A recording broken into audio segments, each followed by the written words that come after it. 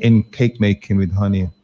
It's a good high up now. I think a lot of people who came for the competition were very impressed. The idea that honey has to be a balance, I think you can substitute honey instead of sugar, but you have to know the chemical imbalance because, of course, sugar being a granule and honey being a liquid, you have to get that real balance correct. So I must say that the people who actually developed the cake making part of the process did an excellent job. Of course, there's still a lot to be done. I think we as St. Lucia need to understand what we have here in St. Lucia. We have a lot of products which have been underused, honey being one of them. The value of honey, the quality of honey. Looking at honey is like a wine. Each year you don't know what quality you're going to get until the season comes in. So, this year you get a great flavor honey. Next year you get different flavor because of the climate. It affects the honey processing as well. So there's a great introductory into the honey depth of honey, but ultimately there is a lot to be done. And I think what my role was really being there. It was said to my the assistant job, but I would like to. I was the head judge in terms of the processing of honey. But again, Souffre did very well. I must say, I'm a young man. I think who works at Jade Mountain, and a couple of people in the community did a great job. I look forward to if it happens again this year, being involved in that level. Okay. I think definitely it should be an annual initiative. Yeah. Let persons be more aware as to their creativity as far as honey is concerned. Also, there's you, a chef, and I'm going to seize this opportunity to ask you. There is much debate of late in terms of, the green fig statement. And I know you can tell us, and of course, in a few displays that you had showed me earlier on, and I think you can maybe share the creative aspects of how we can put that to good use. What's quite interesting was I'm smiling because some of you realize that I've been in Souffre now quite a number of years, and my vision has always been about promoting local. It is critical. If COVID has taught us anything, that we have to identify our local producers. Now, I'm a great believer that the green banana, green fig, or we were call it green gold, is been underused. We don't get enough. We don't use enough of it. We don't create enough of it. I would love is maybe something we can do with the Super FM and create a green fig competition. Maybe the idea to get people to create a cooking competition to do some sort of green fig competition. You can only use green fig making soups, making salads, and we write all these recipes down, put it in a book, green figs. But I think the problem that we all have is that we do not create. We kind of straightforward. We kind of like, okay, it's green fig and saltfish, or it's green fig with the mayonnaise, or it's green figs with boiled next to a chicken or fish. My goodness, there's so much you can do with green figs. You can make green fig crumbs. You can take the green chips and crush it and use it on your fish. You can do green fig and coconut soup. You can do green fig desserts. You can make a green fig cocktail. You can boil your green figs with a little sugar, cinnamon, let it go chill, and blend it with coconut milk. You know what I'm saying? You'd be surprised what we can do with green figs. This month is Nobel Laureate Week. A Nobel Laureate month, and I remember I created a dish called the Derek Walcott fish cake, and this is green figs. This is green fish cooked, then smashed, and then mixed with salted fish and vegetables, and it's called Derek Walcott fish cake, and then served with a coleslaw if you want to. You can do so much more with it, but I think we have to be outside the box, And I'm glad you brought the conversation because one of the concerns I have is that people come to the Caribbean. Yesterday I had a cooking class for 10 cruise ship guests, and they're sailing the Caribbean. They're on a cruise ship in the Caribbean. I said to the guests, have any of you tried any Caribbean cuisine? No. You're sailing the Caribbean, and the cuisine that you're on the boat doesn't even represent the Caribbean. I mean, you're all around the Caribbean, which is quite, remarkable. So I think we as Caribbean and St. Lucians, through fair wider range, need to start having that self-belief in our cuisine, get a bit creative with it. We also know that our international guests who come to St. Lucia, they buy with their eyes. So you can't just drop it on a plate and expect them to eat green bananas because they don't see it that way. But I think if you take some creative ideas, you can make it a bit of fun and games, I like to say. So I'm very happy to see the PM. I saw a flyer there with the PM with different green figs. That was quite a funny. I mean, I haven't been taking much of the news lately, but I saw that recently and I thought that was quite funny. Okay. Let me challenge you as a chancellor. In your tenure, what would you like to see happen for SOFRA in terms of beautification? As we know, it has a lot of amenities for sure, and the product offering. And again, you operate one of those renowned restaurants in the town. Well, I have to say to you that in my position right now, I'm somewhat, I don't want to say disappointed because of the wrong word, but I mean, I've been here 10 years now. I would have loved to have, when I opened my restaurant, my vision was hopefully more restaurant of that standard, what I'm trying to do, would have come around Soufriere. I'm not saying what people are doing under the standard. I'm thinking there's some great restaurants in Soufriere, but there's a different profile, And at the night time, I have many guests who come to Soufriere and they're saying, well, where can we get somewhere to eat? Now, they come to me, that's fine. I'm happy they come to every night they want to. The reality, there need to be more restaurants of standing which can represent a quality service in the community. I suspect the challenge for us, though, is that it's for us to find the staffing. My biggest challenge right now in Soufriere right now is finding staff.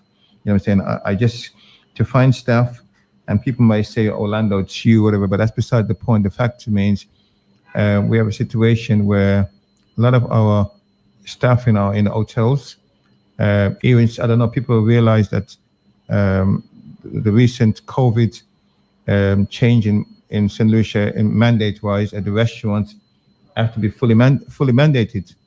It'll be mandated so you cannot come into my restaurant unless you're vaccinated. My guests cannot come to a restaurant unless they're vaccinated. So now that puts a bit of pressure on independent restaurants to get the staff as one of our biggest challenge. That being said, I think Soufriere, when I look around Soufriere, I walk around Soufriere, I'm very impressed with the Airbnbs that are popping up in the community. People seem to be starting using their initiative to, redesign their house, some nice painting colors, making sure the community feels alive. I would probably predict in the next 5 years or so, Soufriere is going to become the most place to come to. I mean, people come to it and visit and leave. But I think people now are looking to see how we can stay and build our Airbnb and build businesses. And I think we need to at least support that more and make sure we can maintain the standards. Along the road where the banks are there, we need to get those restaurants and those buildings to uplift and to be more, presentable.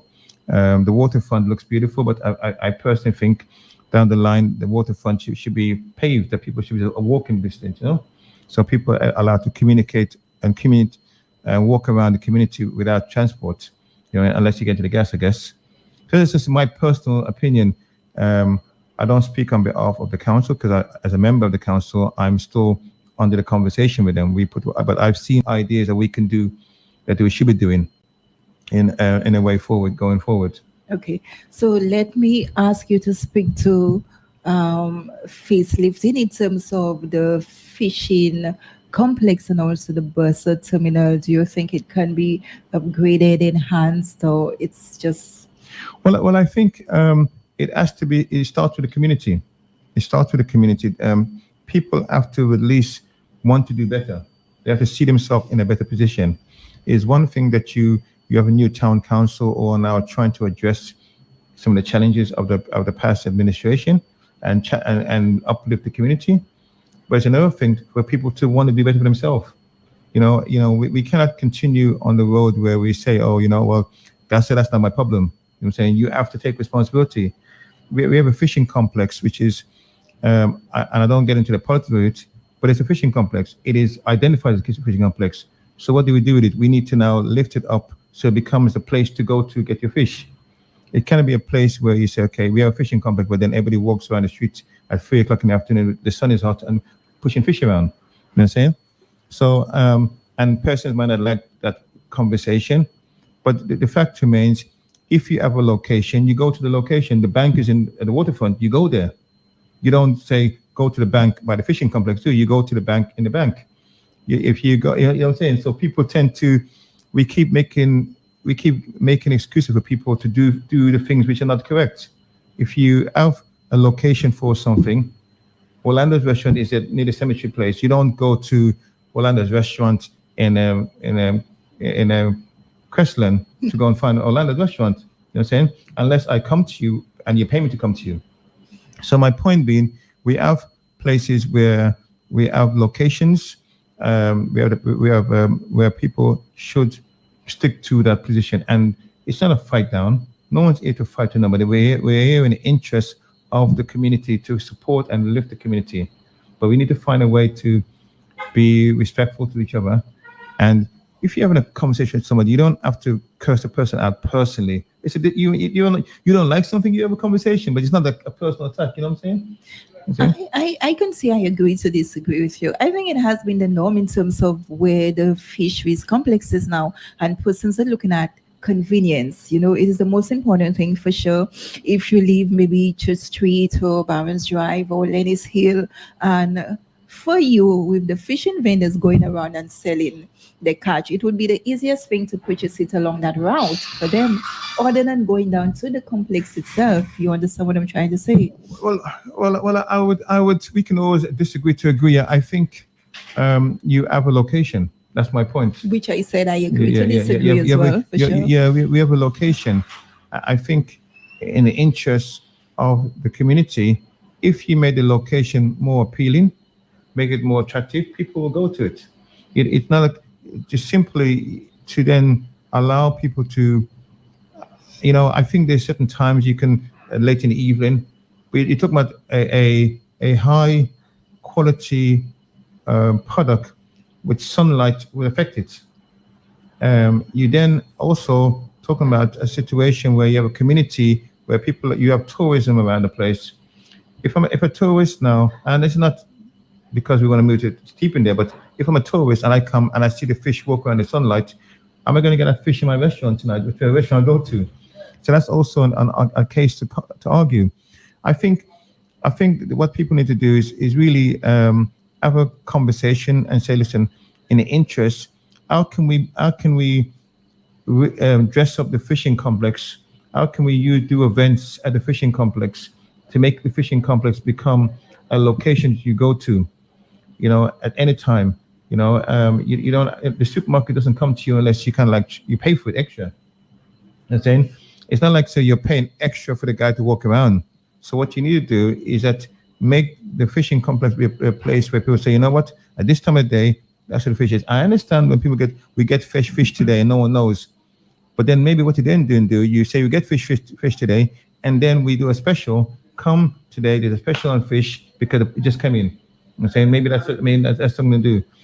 But I must say the fishing complex has to be readdressed in terms of the upkeep.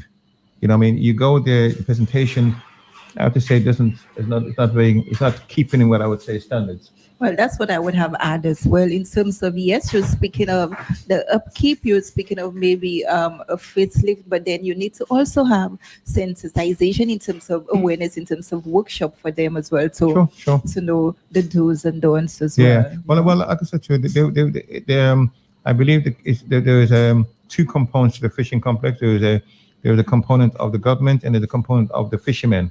So it's going to have to get together and understand the valuation of having the standards. And you got to get the people to understand what do we want. And when I go to Choiseul, another fishing complex in Labrie, they do what they do. You see? I don't know. Okay, thank you so much. Well, let's see, given the fact, as I said, you're part of the council now, so hope your ideas can be, materialized sooner than we even think for a better software. Let's take a look at COVID-19, and we know a lot of persons have been affected. So let me speak to you as a restaurateur. Are you persons who have to walk into your doors need to be fully vaccinated, your staff as well as the tourists? Maybe could you just share with us Yeah. your operations? Well, one of the challenges that I must say that, since the operations is quite challenging. We are requiring to be vaccinated, the staff. We're requiring the guests to be vaccinated. It's an interesting idea though, because you then have people who deliver supplies to you and maybe not vaccinated. People come to look at you and not being vaccinated, so you have to then get a. It's a kind of like a situation where you say the staff and the guests are vaccinated, but then people come to you to deliver services are not vaccinated. So what are we doing? We are keeping registrations. One of my and I don't want to get into too much conversation, but one of my biggest challenges is working within the community. I mean, I think what we're doing in Sufa is in the interest, and the restaurant are trying to bring business. I've had guests who come to my restaurant because of the curfews, and then end up sometimes leaving late. You know what I mean? And what I like about that is that it's not that I'm encouraging people to stay behind time. That's not the issue. The issue is that we are sharing an experience here. We keep forgetting that while we are all trying to get in the COVID standards, maintain the protocols, we're also saying we're doing business and we're inviting the guests to come to St. Lucia to get an experience. I sometimes get complaints, oh, but chef, you keep the guests there too late and they're talking too much. I always wonder myself, are we doing delivering service or we're delivering just servitude? Because the service is a guest come in and have an experience. And we said, usually I tell the guests, sir, there was a curfew, and this is our time schedule. But at the end of the day, I'm not going to tell the guests get the hell out of here. You know what I mean? You know what I'm saying? But I do know that some persons do have concerns about that the people are there a lot longer than past time. One of my biggest arguments while I was on association was that when we were closed down last year, there was no business for nobody. As a restaurateur, I didn't do business. The tax drivers didn't bring cash to me. So there was no business for nobody. So we got to find a way to balance that. My always argument as well was that when they closed down the restaurants, as an independent restaurant, I was a restaurant that was certified. And so you brought a guest from A to B and bring them back. Now, individuals saying, well, maybe we should, you got to do this way and that way. I'm very curious to that, make sure that we maintain the standards. We get everybody to mask up. Everyone's still temperatured. Every guest that comes to me, I get an email from them or get a WhatsApp. I know who they are, I know where exactly they're staying. And our staff regularly have to be, we take temperature and everything else. If any staff is feeling sick, you just don't come to work. You know what I'm saying? And that's what we can do. We can't do no more. I think people need to understand we're going to have to live with COVID, but we have to still maintain a standard. This last variant was very challenging on many of us, and it's not over yet. It's still ongoing. But I think people need to just respect the situation. I question the numbers a little bit. The numbers were quite large in the last few days. And I asked the question, are we doing more testing, or is it international guests that are leaving the island, or are they being tested? You're saying that's the question you need to be asked, because when they're announcing the numbers are used to identify the curfews that are put in place. But are the numbers? I'm not saying the numbers are real, but are they guest number? Are they international? Are the guests who are leaving the island and have to get tested? Because that everyone has to get tested before they leave. So then those are numbers. And then are the locals getting more tested? Personally, I don't know if more locals are going in and saying, give me a COVID test. Okay. Well, I'll leave it to the medical experts. Yeah. All I can perhaps say is the cases that are maybe being recorded of late is the recent, the upsurge in the Christmas and New Year's activities as well, and maybe more persons actually coming forward to do some testing, Mhm. and even maybe internationals in terms of the visitors as well. So we get that influx. Yeah, but I would say the internationals are leaving. So when they're leaving, they have to test themselves. I Yes. mean, so that means you're getting more of those numbers of people who are leaving. So let's just say every guest that comes to St. Lucia has to get tested. Every guest. So that means if you have 10,000 guests in the month of December, that means you have 10,000 tests in the month of December. Out of the 10,000, how many of those people are testing negative and, or going around with that mask, you know? And even I believe the curfew to some extent doesn't really play an integral role in terms of managing, the spread of the COVID and whatnot. I don't think. Well, And a bit of concern as well. Persons are also saying, I just need you to share some light on yeah. there. Yes, we know we have had the curfews, especially trying to manage the COVID-19 cases, and persons are of the view that you tend to maybe go beyond in terms of curfew period and violating that as well. So, I mean, since you're here, can you clarify? Well, one thing for sure, I don't go beyond the curfew. If the guest comes to me at my restaurant, it's not because I go beyond the curfew. There is a time, and then they decide to leave. But at the end of the day, I will not say to the guests, get the hell out or leave, because this is the curfew time. You're sitting down having your dinner. What we've done in place right now, especially on a Friday and Saturdays now, we now have to be finished by 8 o'clock. So we're not taking no reservation before after 7 o'clock. And then during the week now, we're doing the reservations. Now we will not take anybody after 7:30 from Monday to Thursday. So if you come after 7:30, we will not sit you. The average time to sit in my restaurant to have a meal is about an hour and a half. We're talking about a 5 course tasting menu. We don't. My restaurant no longer at the present moment produce menus. You're my guest in my restaurant. So when you come to my restaurant, we tell you the price. We actually have, do you have any allergies? And then I'm cooking for you. So that's the time consumption. We're not serving food, and it's so difficult to explain to people who are delivering a food service. They keep saying, oh, it's people call me and say, oh, Chef Orlando, what's the price of your plate of food? And I keep saying, we don't serve food at Orlando's. It's an experience. So at the moment, while I understand the COVID and I'm making some changes to that, there is still a standard that we have to maintain. And I'm sure when you go to all the hotels, your 5-star hotels in this community of Soufriere, they don't reduce their standard of service. They lift it up because the guests are so appreciative to come out and they have an experience. I mean, so the guests, persons who have complained, I think when I ask people that question, should they come and see me, talk to me, have a conversation with me? Because at the end of the day, what's the other alternative? Shut the restaurant and tell people not to come? I mean, the opportunity for them to do business is in the opportunity to do as well. Okay. Thank you for that, Chef. Also, speak to us in terms of the last year, the accolades that you've received. Let us, what is it that you continue to do to really stand out? Accolades. Well, I always feel that any accolades that I receive it, St. Lucia received it, Soufriere received it.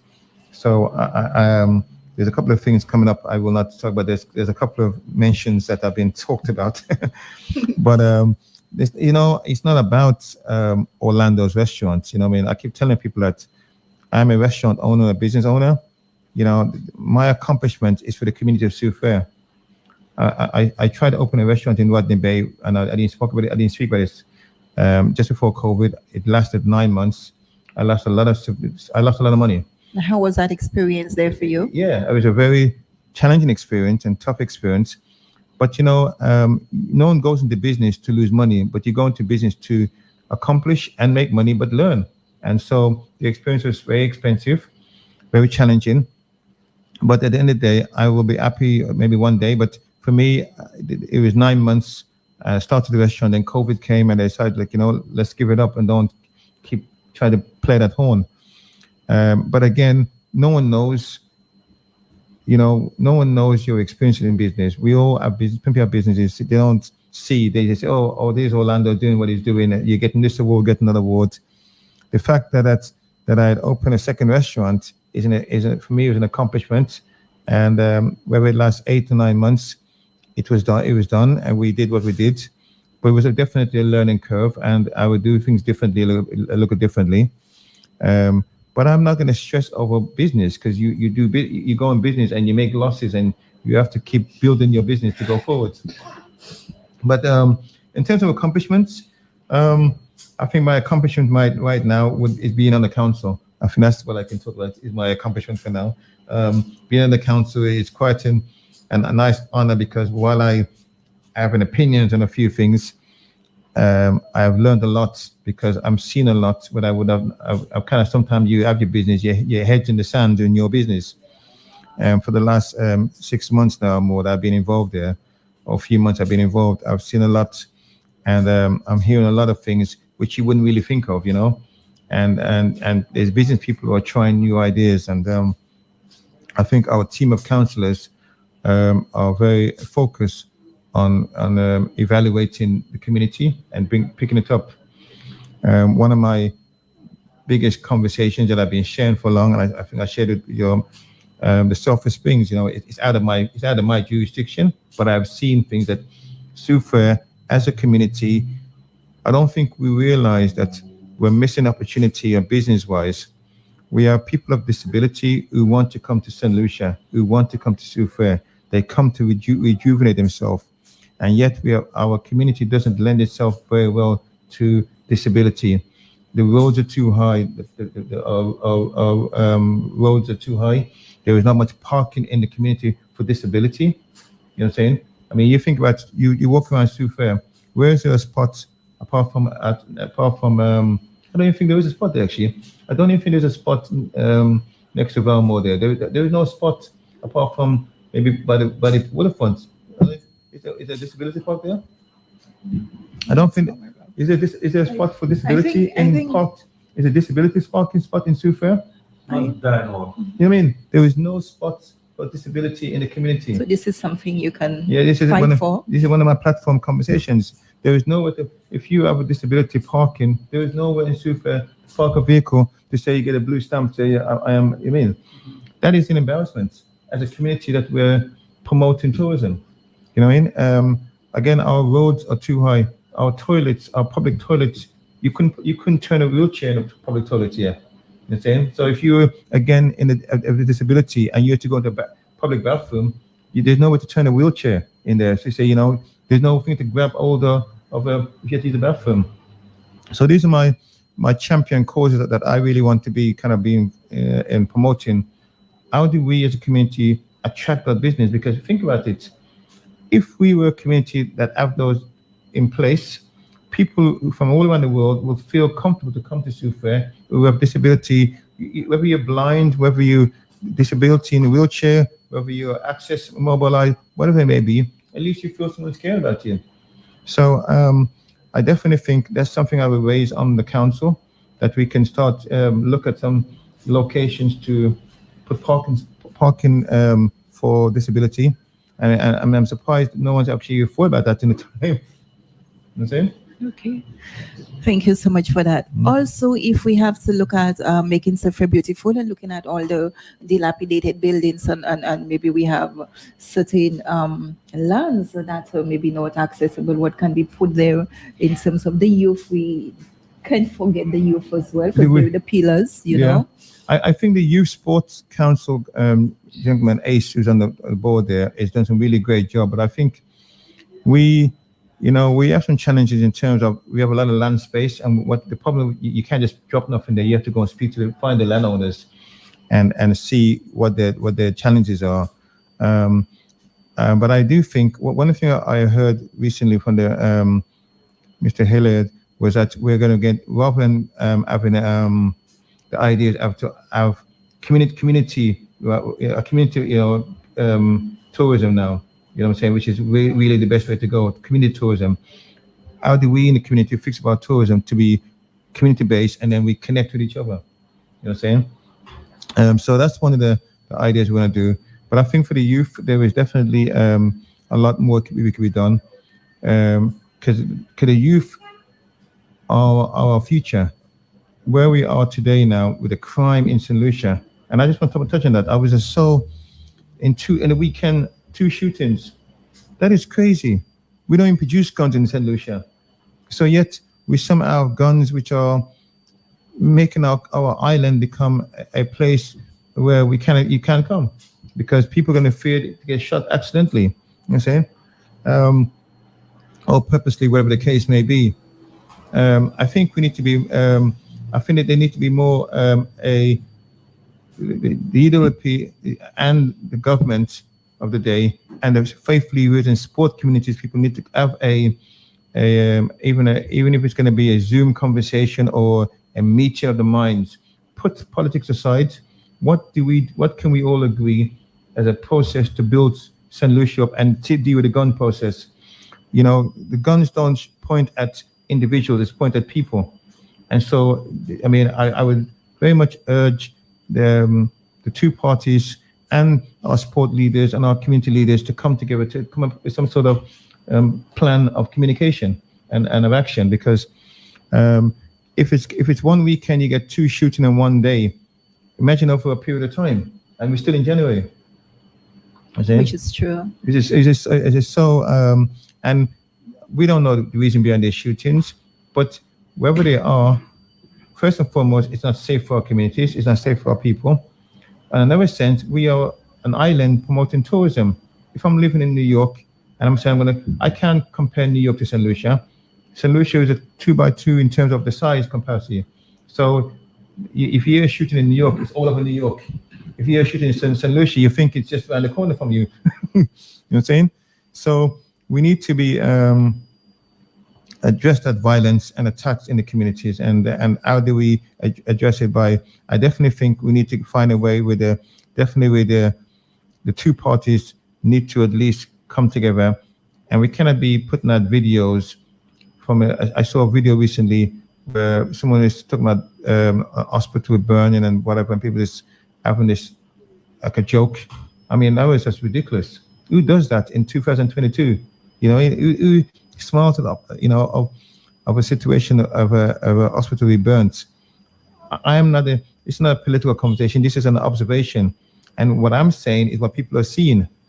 So when I speak about those points, not because I'm Chef Orlando, I'm on a town council, I'm in the community. I'm talking about what people are showing on Facebook around the world, that this is people are laughing or encouraging a potential burning of that's crazy. Okay. I am happy you mentioned the formation of the current government as well as the former to come together in terms of, I mean, the country, especially when it comes to gun violence. Also, I think maybe we need to heighten in terms of police patrol as well too. And I think even the community of Sufre came up with an initiative, if it's called, the Neighborhood Watch as well. I'm not sure if you're familiar with it or maybe if you're involved to some extent as well. And I think it's a very good initiative. Yeah. Well, I think the Neighborhood Watch is a global conversation for, I mean, live from the UK, we have neighborhood watches. Problem for our neighborhood watches, watching people's business rather than watching people's safety. It can be both of them. No, but the point I'm making to you, when I say people's business, if you're watching my security and telling me that someone is going to crash my house, thank you. When you're watching my business and tell me, boy, I say, see that girlfriend over there, that's a different story. So I mean, and I say that in all politeness, if there's a neighborhood watch, then neighborhood watch has to come together and discuss what is the procedure of neighborhood watch. You cannot just say, oh, I'm watching you and I call in. You have to come with a plan. And this is the step 1, 2, 3 of how we're going to monitor our communities and keep each other safe. You're saying, if I hear outside my house a car at 4 o'clock in the morning, 2 o'clock in the morning, that's my right to take a look at what's going on there, because you don't know what's going on there. Is it a personal guy or is a person potentially going to come break my house? You know what I'm saying?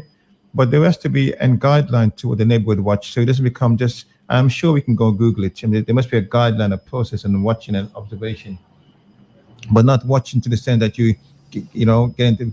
Because people do watch you business a lot, and people can tell you what the person had for breakfast quicker than they can tell you if the phone broke the house. You know what I mean? Or I don't want to say because it wasn't me. You know what I mean? Which is pretty sad. But I am. I think a neighborhood watch is a great idea. I think, but there has to be a neighborhood watch community. Like for instance, and maybe we should do it right here, and I'll say it actually. There is I live up Rodney Bay as well, and we have a neighborhood watch where I live, and everybody in the community is on it, and everybody's on the community on the WhatsApp group, and it's not a WhatsApp group, so there's a guideline to the WhatsApp group, so you cannot come and post this and post that.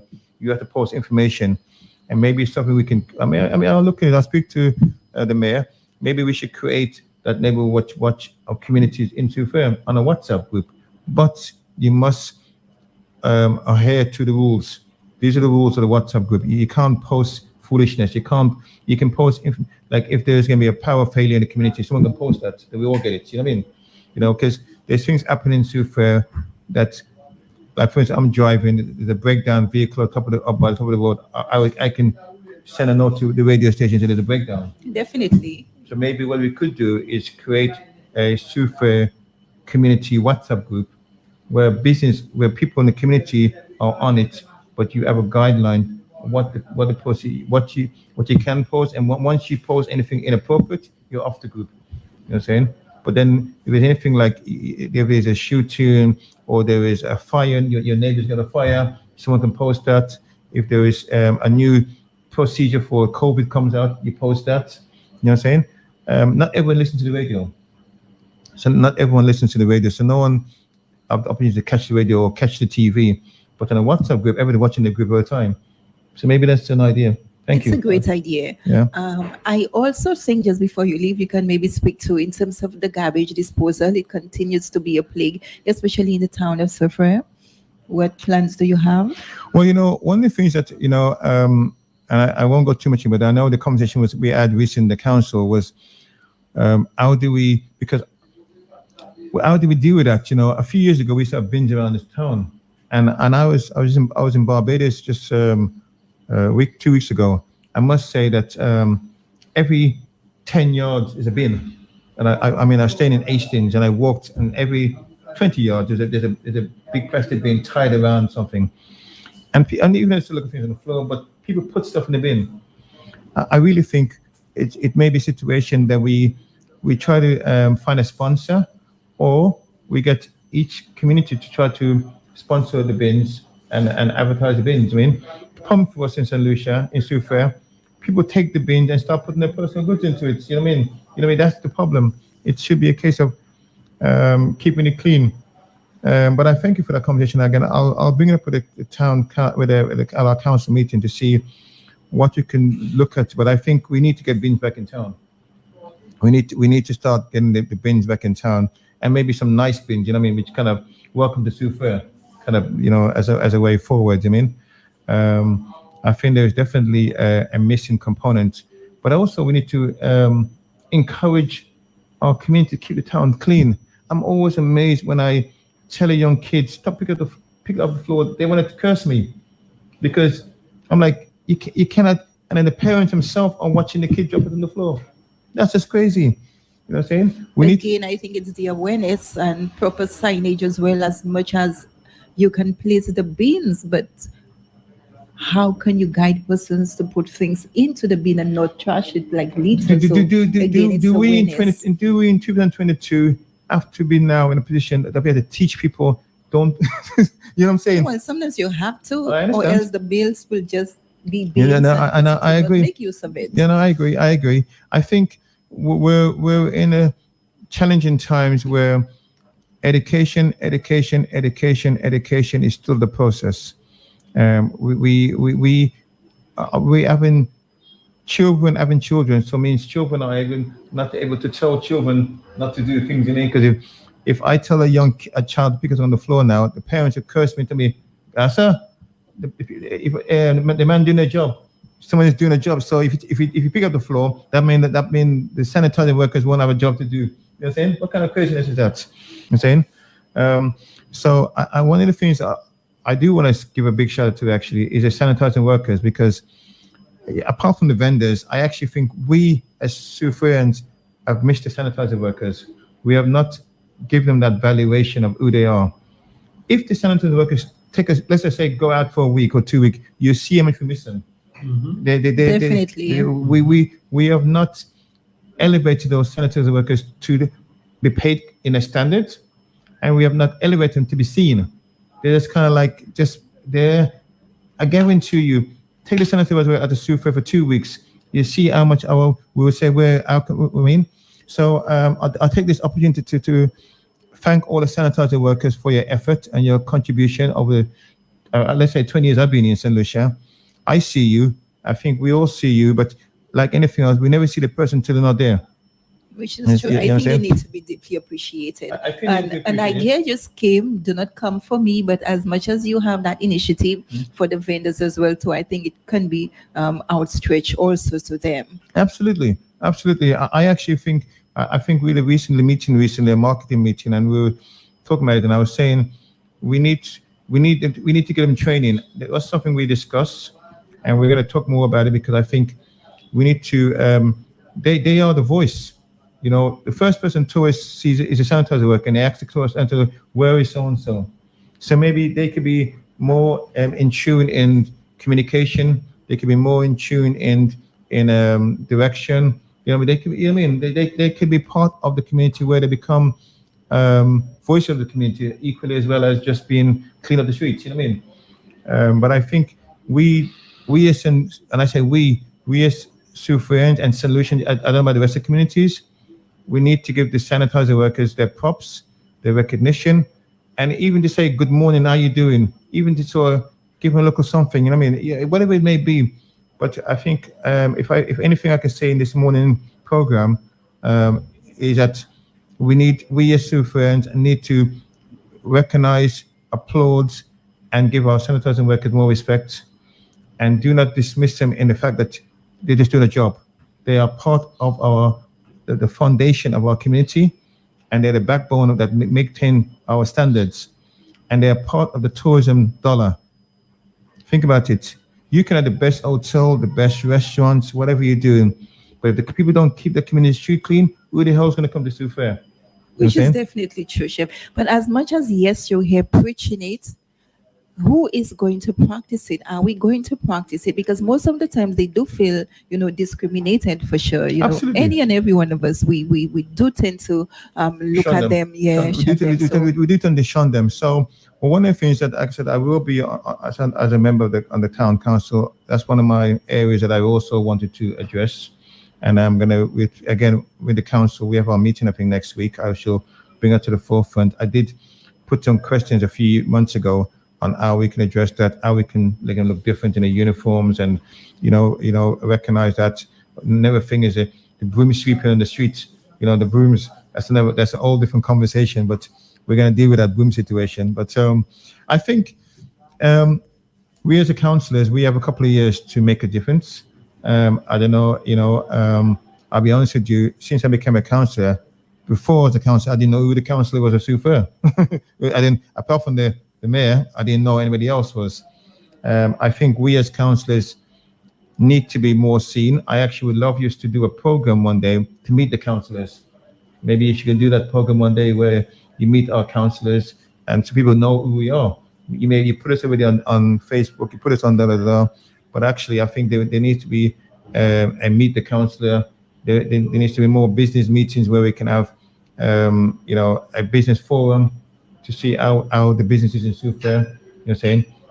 I've been saying for a long time we need more quality business, more prominent business. Why haven't we got a nice store in Sioux Fair where you can sell modern goods? It's not always Mr. Ching you have to go to or MNC. Say we don't have any decent quality, stuff which can be marketed that way. true. You know what I'm saying? So somehow we've got to find ways to attract businesses to Sioux Fair more than just a sea in the sands. We have so much more to offer in Sioux Fair, and we gotta get people to stay in Sioux Fair. When they come to Sioux Fair, they don't pass through. You know what I'm saying?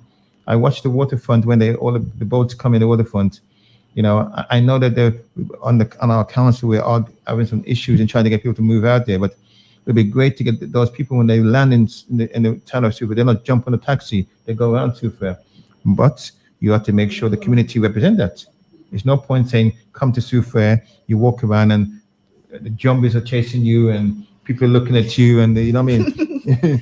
I'm so happy you addressed that because I would have asked you what exactly, do you think can be done in terms of when the cruise ship does visit our port and what are the offerings there for them? Yes, we want them to go around the town. We want them to patronize in whatever, but what is it? Do we have this so they That's can right. patronize? So the challenge we face is we want, but we have to offer. And so I actually think we can't be singing and dancing when the cruise ship just comes in. This should be, you know what I'm saying? And I don't mean disrespectful because I'm part of the committee, but this is an ongoing situation. We have to be consistent with what we do. It's not just the occasions when the cruise ship come back around, we start, rum dancing and whatever. This has to be, if it's going to be a committee, I'm on the committee, so we got to come around.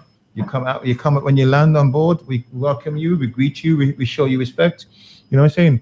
And we try to find ways. I do have a few ideas. So our next meeting will come. That I mean, you invite me today, and I appreciate that. And I'm looking to come back and meet the chef. Meet the chef or meet the counselors? Well, Your program, I'll facilitate. well, I will always be meeting the chef, but I mean, meet the counselors would be great. I actually think you should do a local program called Meet the Counselors. You know what I mean? And get some of the viewpoints of the councillors to get their viewpoints on what they want to try to do. Meet the mayor.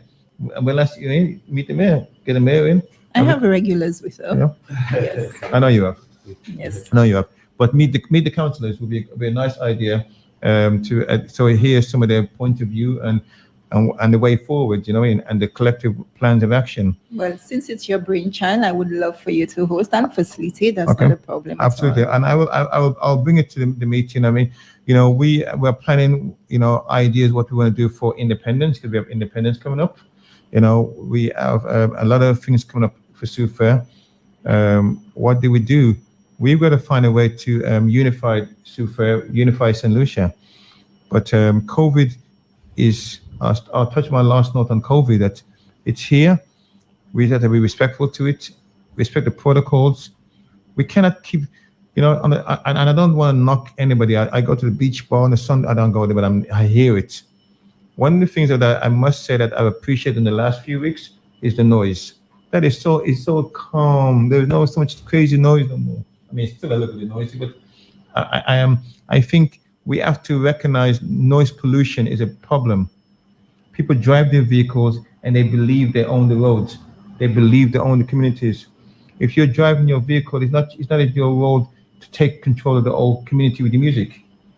Okay, that's my personal opinion. Okay, so don't everyone that come and quote me on that. They'll tell me that I get people playing music on a Sunday morning at 7 o'clock in the morning. So like, music may be nice, but it's not fair, is it? Anyway, that's my 2 pence. Just before we end this discussion, which has been very interesting, let me ask you, what are your aspirations or goals for 2022? I'm so glad you asked that question because, honestly, for the last few months, it's been sometimes you head down and you don't plan out. I must say that I do have a few plans. As it is 10 years of my restaurant. In December, I do look to do another business, and I plan. I got a few, but the main thing for me right now is try to recover of some of my loss for the last 2 years. I mean, sometimes we can't try to plan of action, but the 2 years has been a very tough financial 2 years, especially with COVID, especially with the loss of the second business. So I'm really trying to get myself recovery, but I will leave this note with everybody. My restaurant is next to a cemetery. What's the definition of that? It means that don't get too comfortable in life. We are here for a moment. Be thankful for the opportunities. Be thankful for the moments that you share. Don't forget to reach out to your friends and family. because while COVID has been a hinder on people, it has also been some sort of blessing.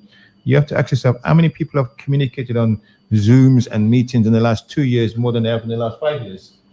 They have discovered their friends, they discovered their families. So don't lose sight of what is possible in a moment of challenges. What is possible is opportunity, building hope, keeping faith, and whatever you do, put God first in the conversation, and He will lead the way. Is that your final comment? How would you like to end this discussion? Well, my final comment, I want to thank my staff because there's only a few of us. So Jay, Teresa, and Miss Jane. There's about 4 or 5 of us in the restaurant there. We are all in on, but I want to say thank you for the contribution and effort because they're working very hard, and we'll survive. You know, nature of business. I built a business. It wasn't still like to close. It's a business to build. So I want to say thank you to those beautiful staff who assisted me. I want to say thank you to my marketing person, Faye. And of course, always, but never last, my beautiful lady, Claudia Charmaine, who is always my backbone. Behind every man trying to do something is a woman pushing him forward. So I take it that note that I should give a big shout out to my beautiful lady, Claudia Charmaine, who is the backbone of my conversation for now. Thank you so much. It has been a pleasure to have you join me here, Chef Orlando Sarchel, on today's house guest for Wednesday, the 19th of January, 2022. To my moderator, I say thank you so much. And our listening audience, thank you. Have a productive one. I'm not forgetting I have a house guest this afternoon at 2 p.m. I have Miss Delia Delore for our afternoon's house guest edition. Thank you. Stay tuned to that. Thank you.